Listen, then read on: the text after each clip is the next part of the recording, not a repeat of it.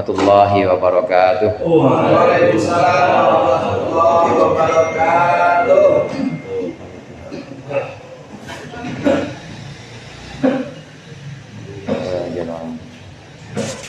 Al-Fatihah. Bismillahirrahmanirrahim. Alhamdulillahirabbil alamin. Arrahmanirrahim. Maliki yaumiddin. Iyyaka na'budu wa iyyaka nasta'in. Ihdinas siratal mustaqim.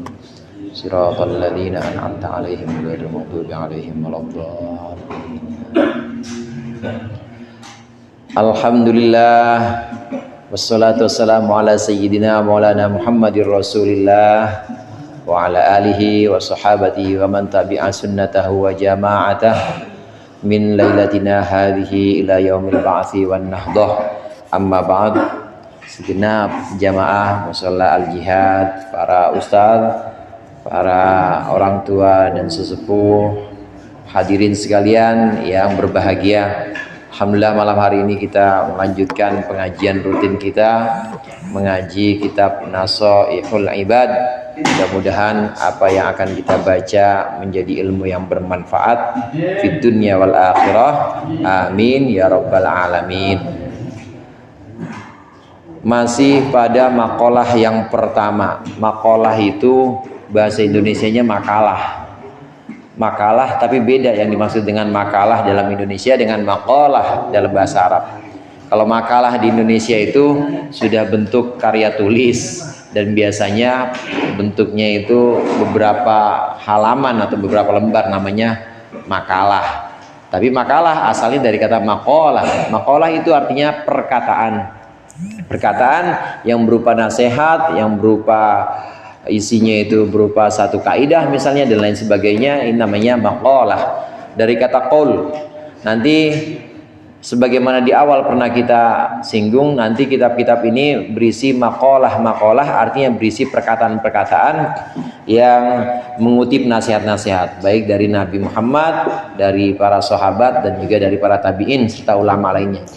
Nah, maqalah kita yang kemarin masih maqalah yang pertama, yaitu tentang ulama, tentang orang-orang yang mengerti, yang mengenal, baik mengenal sifat-sifat Allah maupun mengenal hukum-hukum Allah.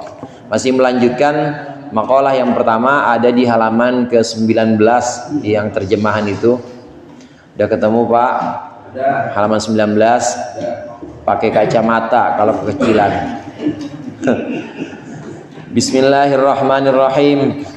Qala al-muallif rahimahullah wa nafa'ana bihi wa bi ulumihi fid dharain amin. Wa kana as-Sahrawardi yatufu fi ba'di masjidil khifi atau fi masjidil khifi biminan yatasaffahul wujuha faqila lahu fihi faqala anna lillahi ay inna lillahi, bisa juga inna lillahi ibadan idza nadharu ila syakhsin aksabuhu sa'adatan. Ini disebutkan dalam sebuah kisah, ada seorang imam namanya Imam Sahraward atau Sahrawardi. Dia itu selalu berkeliling Masjid Khif yang ada di Bina. Yatasaffahul wujuha, dia memperhatikan wajah-wajah. Ketika ditanyakan, kenapa Syekh, kenapa guru kau melakukan seperti ini? Faqala, maka dia menjawab, innalillahi ibadan, sesungguhnya Allah memiliki hamba-hamba. Allah punya hamba-hamba idza nadharu ila syakhsin. Ketika para hamba itu melihat kepada seseorang, aksabuhu sa'adatan, maka dia akan memberi kebahagiaan. Hamba-hamba itu akan memberi sa'adatan, kebahagiaan. Wa ana fa ana atlubu dzalika, maka sungguhnya aku mencari dzalika akan hamba-hamba itu. Sahrawardi itu seorang imam dari Sahrawat atau Suhrawat. Ada yang baca Suhrawat. Suhrawat itu sebuah daerah yang ada di Persia dulu, Iran sekarang. Jadi ada sebuah distrik atau sebuah wilayah namanya Suhrawat. Maka disebut sebagai Suhrawardi, artinya seorang imam yang memang asalnya dari Suhrawat. Banyak imam-imam atau tokoh-tokoh dalam khazanah Islam itu diambil dari nama daerahnya, seperti Imam An-Nawawi. Imam Nawawi ini bukan nama aslinya, tapi itu dinisbatkan kepada daerahnya, yaitu daerah Nawa. Kemudian ada Imam Bukhari, kenal Pak ya? Imam Bukhari kenal ya? Imam Bukhari sering dengar pasti. Ini juga dari daerah. Nah, bukan nama aslinya. Nama daerahnya, nama aslinya Muhammad bin Ismail. Nama daerahnya Bukhara. Bukhara itu sekarang Uzbekistan. Bukhara, maka dinisbatkan Bukhari. Suhrawat, Suhrawardi, tambahin ya. Bukhara, Bukhari. Nawawi. Kemudian banyak lagi yang memang dinisbahkan kepada daerahnya. Ada Al-Makki, Al-Makki banyak, Al-Madani banyak. Imam Suhrawat ini seorang tasawuf atau seorang sufi, seorang pengamal tasawuf, guru tasawuf. Ini punya satu kebiasaan, saudara. Kebiasaannya itu yang pernah disaksikan oleh murid-muridnya di sebuah masjid, namanya Masjid Khaif di Mina. Ada Masjid Khaif sampai sekarang masih ada. Dan beliau, Syekh Suhrawardi punya kebiasaan memperhatikan orang-orang. Diperhatiin muka orangnya, diperhatiin penampilan orang, tapi bukan dengan maksud lain, tapi maksudnya adalah mencari orang-orang khusus.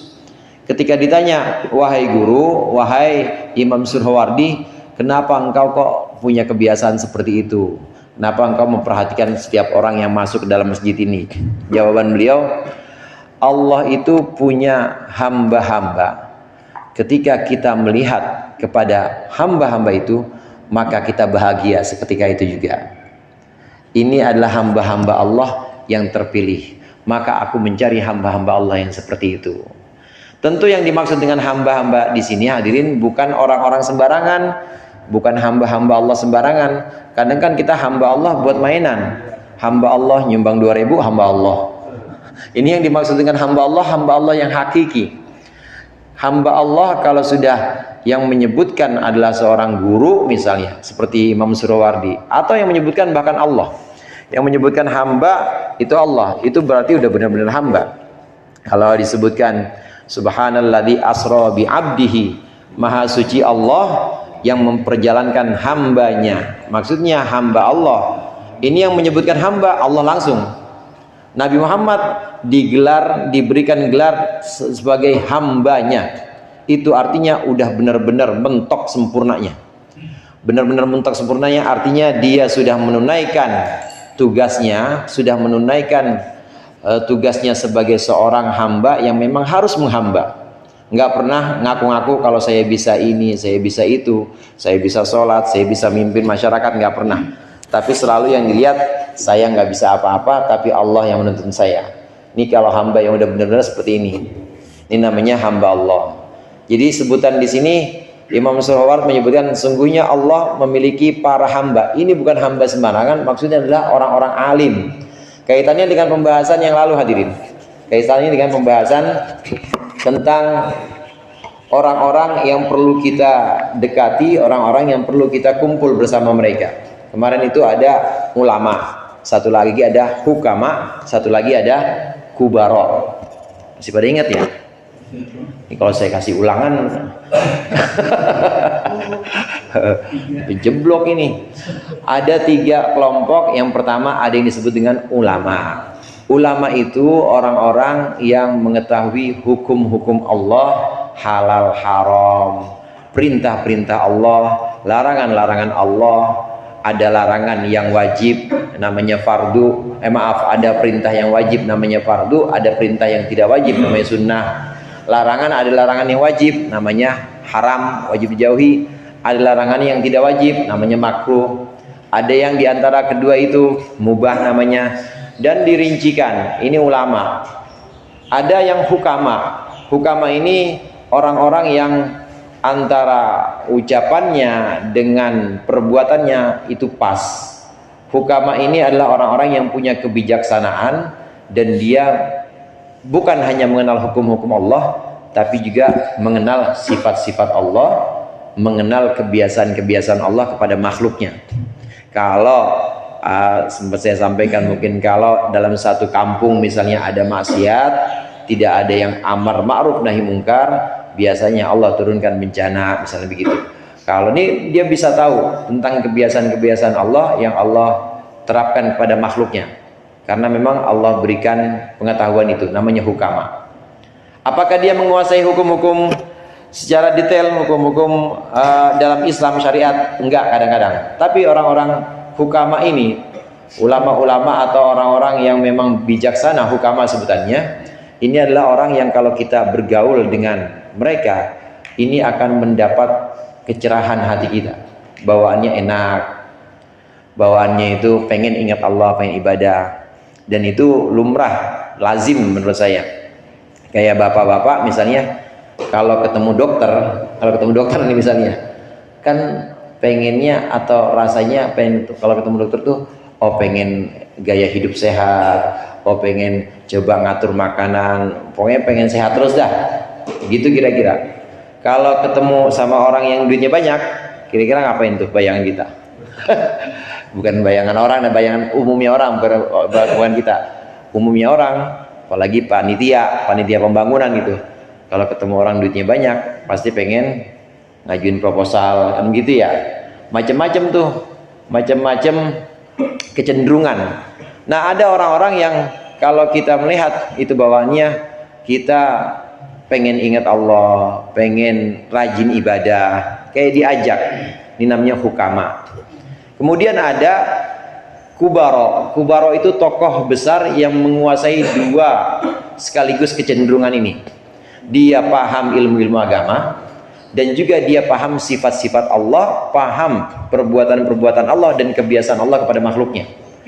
Secara zohir dia paham ilmu agama, dan secara batin dia paham tentang rahasia-rahasia Allah. Nah, ini kubaro, orang-orang besar. Nah, kita dianjurkan untuk bergaul dekat-dekat, berguru dengan ketiga kelompok ini. Ulama kah atau hukama, atau kalau bisa cari yang bisa dua sekaligus, yaitu kubaro, orang-orang besar. Jadi kalau ditanya tentang syariat Islam, ya dia tahu, tentang rahasia-rahasia Allah atau tentang ilmu hati dia juga tahu. Ilmu itu ada tiga macam, saudara. Yang pertama ada ilmun billah. Ilmun billah itu artinya mengenal ilmu, mengenal Allah. Jadi benar-benar sudah yakin bahwa sudah sampai pada tahap bahwa dia memang bisa musyahadah atau bisa menyaksikan Allah dengan mata batinnya. Dan ini nggak bisa dipelajari kecuali oleh guru-guru tertentu. Dan hasilnya juga tidak melalui rapot atau ulangan, nggak melalui tulisan, ada pertanyaan enggak, tapi riadoh aja sendiri dengan zikir, kemudian dengan latihan-latihan puasa dan lain sebagainya. Kalau sudah riadoh dibimbing oleh seorang guru, maka akan sampai pada tahap ilmu yang pertama ini, ilmun billah, yaitu ilmu mengenal Allah benar-benar, mengenal zat Allah sehingga yakin, enggak ada sedih, enggak ada susah. Ini ilmu yang paling tinggi. Kemudian yang kedua ada ilmun lillah.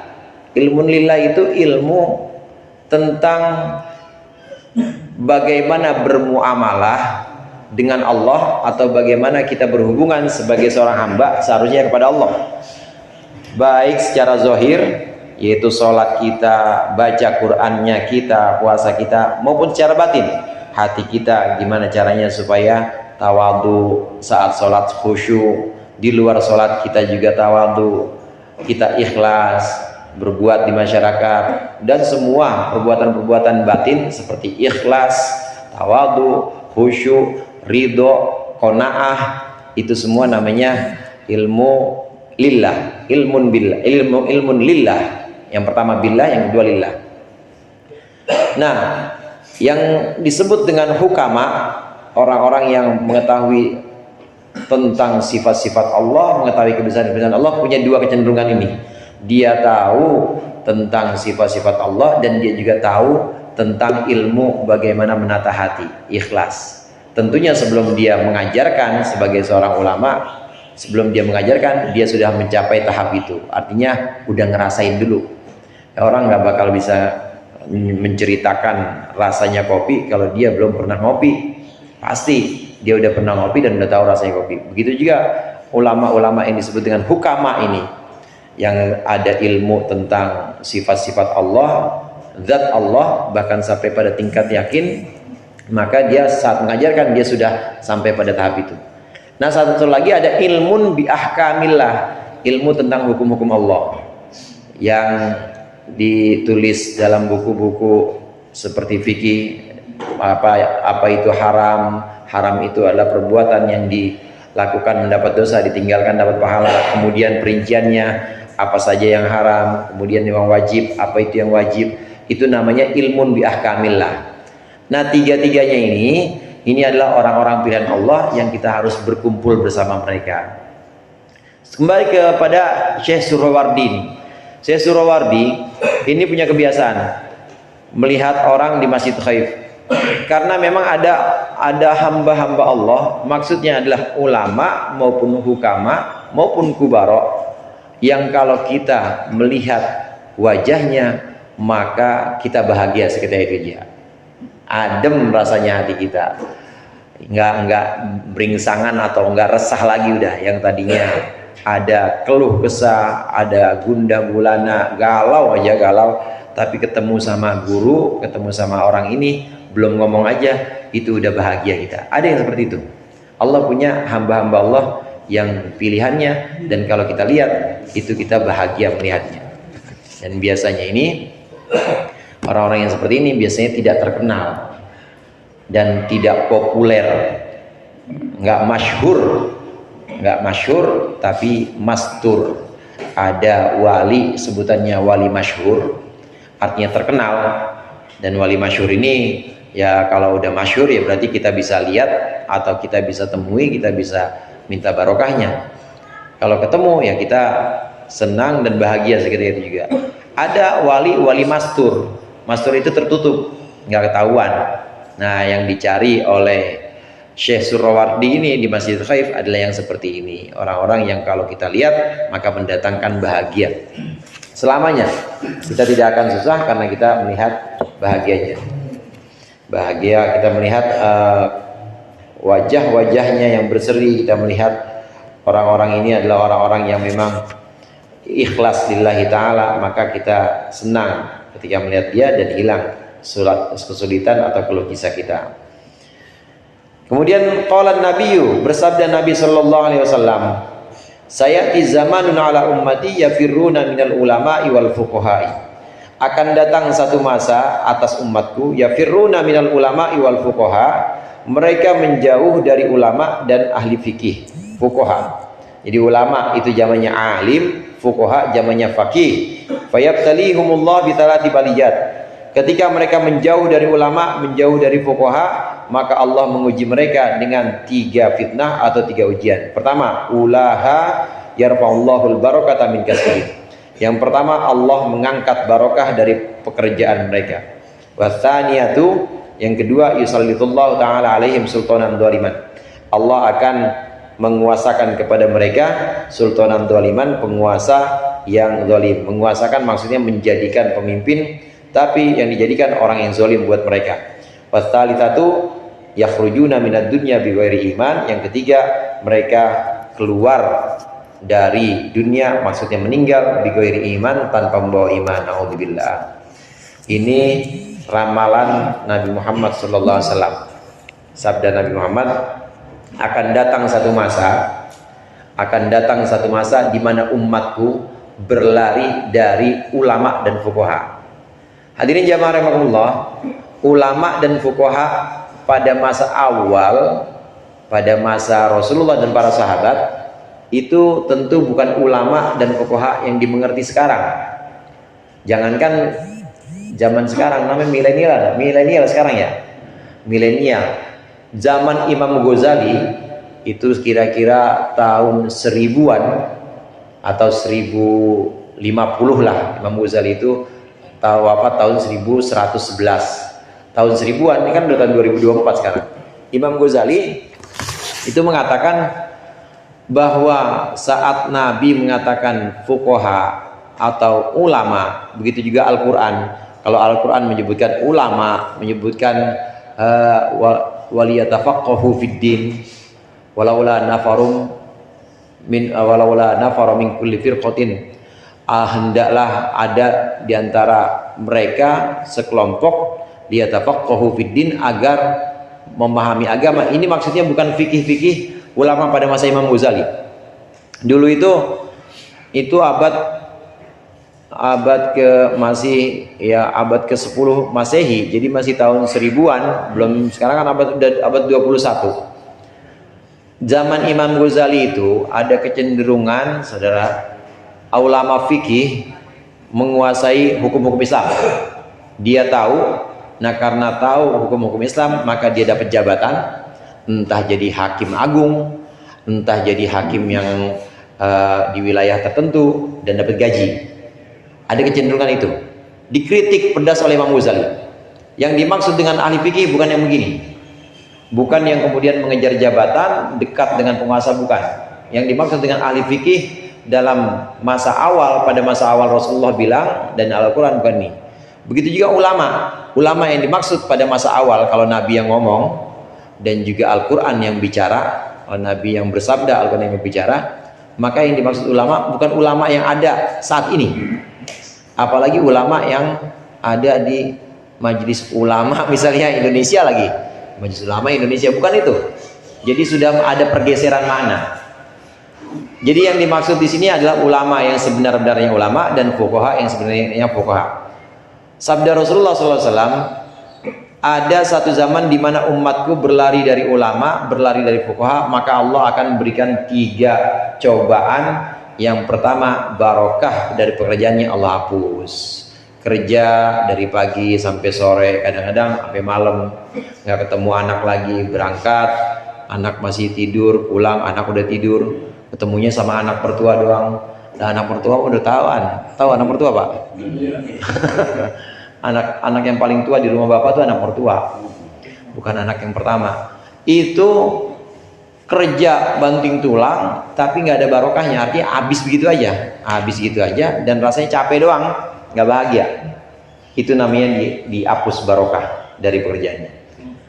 Dia kerja misalnya bikin proyek, ada kerjaan ini ya, ada di luar kota, tahu-tahu habis begitu aja, nggak kelihatan hasilnya.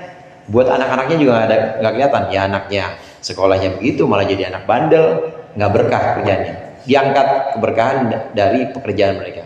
Yang kedua, fitnahnya, menjauh dari ulama, menjauh dari fuqaha. Yang kedua, fitnahnya akan Allah berikan penguasa atau angkat penguasa yang zalim dari kalangan mereka.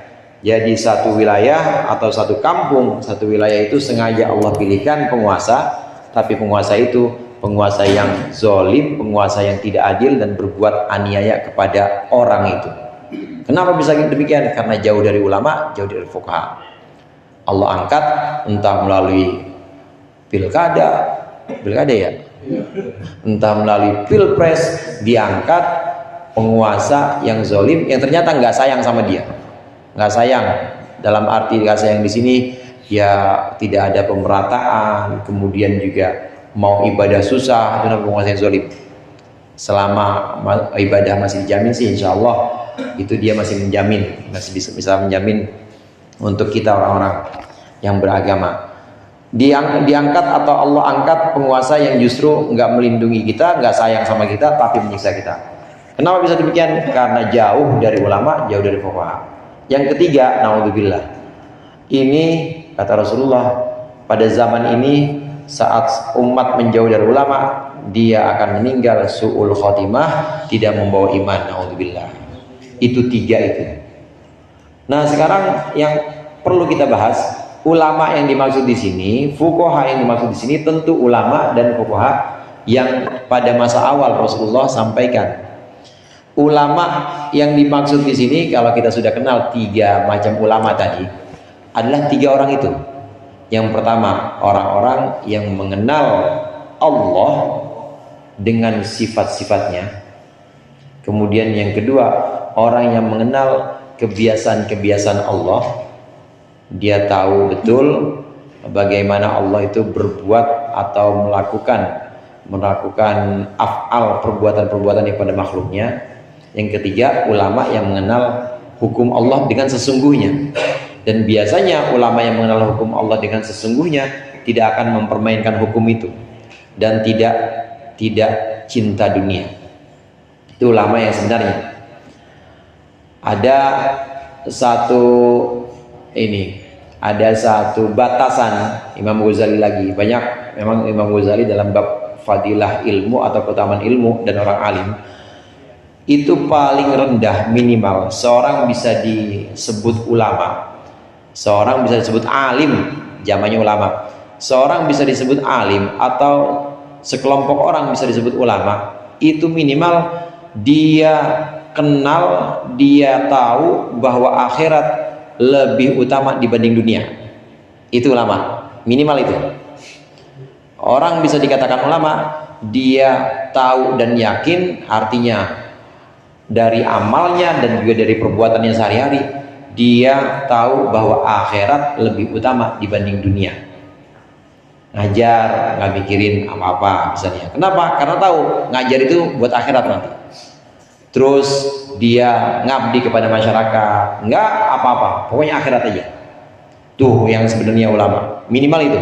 Nah bagus lagi kalau mengenal sifat Allah kayak tadi, kemudian juga mengenal hukum-hukum Allah, itu ulama yang sesungguhnya. Oleh karenanya fuqaha juga demikian.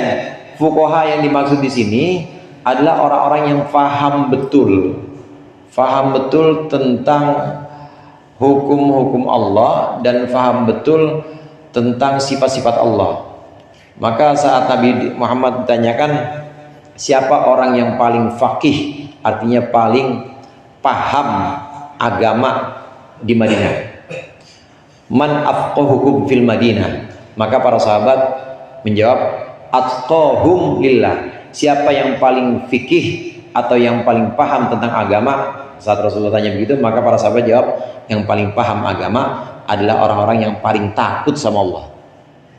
Kalau ada ulama atau ada ahli fikih ternyata nggak takut sama Allah, antara ibadah dengan amplop, dia milih amplop misalnya, maka dia bukan ulama, maka dia bukan fuqaha. Gitu aja gampang udah batasannya. Jadi ulama yang sungguh yang gimana? Ulama yang sungguh itu memandang akhirat lebih utama dibanding dunia. Dan masih ada saudara, sekarang masih ada. Jangan pesimis, maksudnya masih ada yang seperti itu. Dan biasanya memang ulama-ulama kampung, ulama-ulama lekar, atau ulama-ulama guru-guru yang memang pengabdiannya pada masyarakat itu benar-benar tidak untuk selain Allah, tidak untuk selain akhirat, hanya akhirat saja. Ini yang dimaksud dengan ulama fuqaha yang dalam sabda Rasulullah ini. Orang yang menjauh dari kalangan ini, menjauh dari ulama yang ikhlas, menjauh dari fuqaha yang ikhlas, maka akan Allah beri 3 ujian tadi. Tapi kalau bukan ulama yang ikhlas ya nggak apa-apa. Pokoknya yang penting jangan jauh-jauh sama ulama yang ikhlas. Jangan jauh-jauh sama fuqaha yang ikhlas. Ulama dan fuqaha yang dimaksud di sini adalah orang-orang yang benar takut kepada Allah. Satu ayat Allah menyebutkan innama yakhsyallaha min ibadihil ulama'u. Cuma ulama lah yang takut kepada Allah. Cuma ulama yang takut kepada Allah. Jadi kalau tidak takut kepada Allah berarti bukan ulama, gitu aja udah. Kalau berani-beraninya ngalahin ngaji atau ngalahin akhirat untuk dunia, berarti bukan ulama. Walaupun sorbannya segede bantrek, walaupun gamisnya itu panjang banget, jenggotnya sepusar, tetap kalau dia tidak takut kepada Allah berarti bukan ulama, gitu aja batasannya.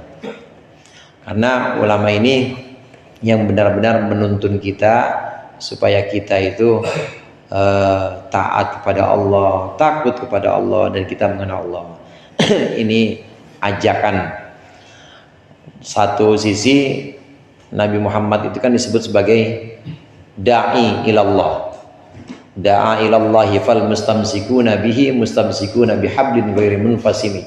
Nabi Muhammad itu mengajak kepada Allah, da'a ilallah.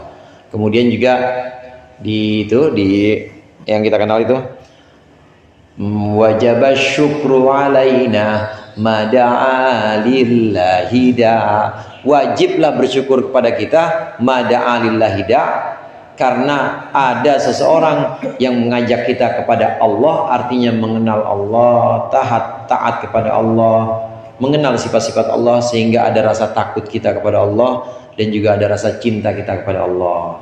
Dua ini, takut dan cinta ini memang harus dua-duanya ada pada diri seorang mukmin. Ya, kita harus takut kalau kita itu sembrono, teledor pada kewajiban-kewajiban kita, sholatnya, puasa, Ramadan masih sembrono, kita takut juga. Tapi kita juga jangan pesimis atau jangan kita minder, jangan kita juga kemudian putus asa kepada rahmat Allah. Karena meskipun kita itu teledor, meskipun kita itu sembrono, kalau kita ngaku bahwa kita salah, kita ngaku kita itu banyak kurang, Allah akan berikan ampunan.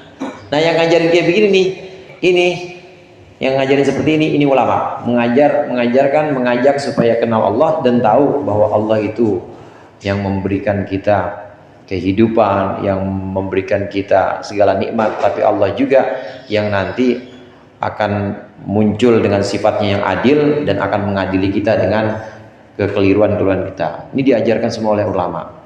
Ulama-ulama ini warasatul anbiya, pewarisnya para nabi. Kalau nabi mengajak disebut dengan dai, bahasa Indonesia dai ya. Dai itu artinya ajak. Kalau nabi mengajak, maksudnya mengajak kepada Allah atau mengenal Allah dan taat kepada Allah. Nah, begitu juga ulama yang sesungguhnya mengajak kepada Allah dan mengajak taat kepada Allah. Ajak-ajak sholat yang benar, yuk sholat yang benar, bukan cuma wudhu dan syarat-syarat yang lainnya, tutup aurat bukan, tapi hatinya juga harus sholat. Itu ulama yang benar. Sedekah juga begitu, sedekah, ayo kita sedekah walaupun cuma 500 juta, yang penting ikhlas, jangan disebut-sebut. Boleh tuh 500 juta hamba Allah, ada yang 500 juta hamba Allah. Itu ngajak ikhlas. Kalau sedekah itu harus benar-benar dilupain aja, karena yang kecil-kecil itu kalau lupain sangat bernilai sisi Allah, apalagi gede itu kita lupa, itu Allah pasti akan benar-benar mengangkat derajat ibadah itu. Nah, yang memperkenalkan ini semua adalah ulama. Diajak kita oleh para ulama untuk mengenal Allah. Ini ulama yang sesungguhnya.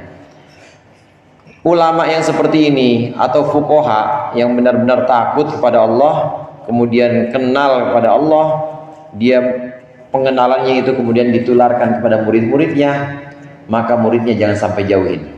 Kalau muridnya jauhin, 3 ini akan Allah berikan, yaitu dicabut barokah dari kerjaannya, dicabut, bukannya di PHK, bukan, kerja mah tetap kerja, cuma nggak barokah gitu aja, bukannya di apa selain PHK bukannya dia diberhentiin, bukan, ada pekerjaannya, ada tokonya mah tetap, tapi tidak ada barokahnya. Yang kedua, Allah angkat penguasa yang zalim kalau jauh dari ulama yang semacam ini, ulama yang benar-benar mengenal Allah. Yang ketiga, naudzubillah, yaitu mati tanpa membawa iman, naudzubillah. Ini ulama-ulama yang sesungguhnya. Wasalitsatu yakhrujuna minad dunya bighairi iman. Jadi yang masuk dalam makalah yang pertama ini ya, dari makalah kedua ini, sudah makalah yang kedua. Rasulullah menganjurkan kita duduk dengan ulama, duduk dengan hukama. Yang dimaksud adalah ulama-ulama yang benar-benar mengenal Allah, benar-benar mengenal Rasulnya, mengenal perintah-perintah Allah, larangan-larangan Allah. Dulu itu hadirin, ada orang, saya pernah bilang jihad melawan hawa nafsu. Dia bilang jihad melawan hawa nafsu itu hadisnya dhaif, padahal itu hadis sahih. Waktu Rasulullah SAW pulang dari perang Badar itu perang pertama. Kalau itu kalah, habis Islam udah. Andai itu kaum muslimin gak menang, udah berhenti, nggak ada lagi yang nyembah Allah, mungkin habis. Itu perang Badar, Rasulullah sampai doa, ya Allah, jika engkau tidak berikan kemenangan pada kami, maka berhenti orang-orang yang menyembahmu. Nabi Muhammad sampai doa itu di tendanya. Akhirnya Allah kasih kemenangan. Pulang dari perang Badar, Rasulullah bilang, roja'na minal jihadil akbar ilal jihadil asghar. Kita kembali dari jihad, roja'na minal jihadil asghar ilal jihadil akbar. Kita pulang dari jihad kecil menuju jihad besar. Segitu 300 lawan 1000, saudara. 300 lawan 1000 itu dibilang jihad kecil, kata Rasulullah. Lalu apa ya Rasulullah jihad besar itu? Jihad besar itu adalah jihad melawan nafsumu sendiri. Jihad nafs. Jihad nafs ini dibilang katanya hadisnya dhaif. Padahal tidak akan pernah ada jihad melawan orang kafir atau melawan munafik kalau tidak ada jihad nafsu. Jihad melawan orang kafir, jihad atau berjuang angkat senjata melawan orang kafir atau orang munafik, misalnya musuh-musuh Islam yang jelas-jelas dia melawan Islam, hukumnya fardu kifayah. Fardu kifayah. Kalau di sini udah, di sana udah ada yang lawan, ya nggak usah berangkat kita. Terus kita di sini apa? Udah yang fardu ain buat kita, ya sholat. Dan ada yang lebih fardu ain lagi. Apa itu? Jihad nafsu, yaitu jihad melawan diri kita sendiri. Pertama jihad nafsu itu ngaji. Yang kedua ngamalin yang ada di pengajian. Yang ketiga, kalau sudah bisa ngamalin yang ada di pengajian, ngajar. Itu namanya jihad nafsu. Dan semua itu karena Allah. Artinya bukan karena yang lain. Bukan karena yang lain. Orang yang pergi berangkat ke medan peperangan itu bisa pergi dengan ikhlas, bisa semangat, dan nggak ada yang bisa ngalangin dia. Itu karena ada orang-orang yang jihad nafsu, mulai dari tahu ilmunya, ngamalin ilmunya, dan diajarin. Itu jihad nafsu. Kemudian setelah jihad nafsu, yang fardu ain itu jihad melawan setan. Itu fardu ain. Setan yang dimaksud di sini yang mencoba bisikin kita, misalnya, udah bang, nggak usah sholat bang, sholat miskin-miskin juga. Nah itu kita lawan tuh. Itu jihad fardu ain. Jihad melawan hawa nafsu, jihad melawan setan fardu ain. Sedangkan melawan orang kafir, melawan orang munafik itu fardu kifayah. Nah dari sini kita alhamdulillah nggak ada perang sekarang ya, nggak ada kan perang ya. Nah tapi perang yang abadi tetap ada, jihad melawan hawa nafsu kita. Ya Pak RW, Pak RT itu waktu berjuang kan jihad juga itu melawan hawa nafsu. Maksudnya ini gua karena Allah apa karena anu ya, ada begitu-gitu tuh. Nah itu harus dilawan karena udah tahu ilmunya, bahwa ilmunya tentang ikhlas tahu, ilmunya tentang lillahi ta'ala dia tahu, itu harus diamalkan. Kalau dia bisa diamalkan, diajarkan. Ini yang dipesankan oleh guru-guru kita. Selama jihad nafsu sudah selesai, jihad melawan setan sudah selesai, maka baru ada itu jihad melawan musuh di medan peperangan. Jadi besar komposisinya atau porsinya itu jihad nafsu dan jihad melawan setan itu porsinya sangat besar karena fardu ain dan gak ada waktunya. Ya waktunya kelihatannya selamat-selamat aja di sini ya. Di pesantren kan adem ayem tentrem ya, tapi dalam nafsu tetap ada perjuangan dan tetap ada peperangan, perang kita melawan nafsu ini. Ini semua bisa kita kenal dari ulama dan fuqaha yang kalau kita jauh dari dia, naudzubillah, 3 ini akan dicabut dari Allah. Oleh karenanya jangan jauh-jauh dari ulama yang semacam ini, jangan jauh-jauh dari fuqaha yang semacam ini, yang biasanya beliau-beliau ini justru mengajarkan cara hidup bersahaja, mengajarkan cara hidup lillahi ta'ala dan benar-benar ikhlas. Mudah-mudahan bermanfaat. Kita lanjutkan al-maqalatus tsalitsah an Abi Bakr Siddiq. Wallahu a'lam bishawab. Lebih kurang yang saya mohon maaf. Wallahul muwaffiq ila aqwamit thoriq. Assalamualaikum warahmatullahi wabarakatuh.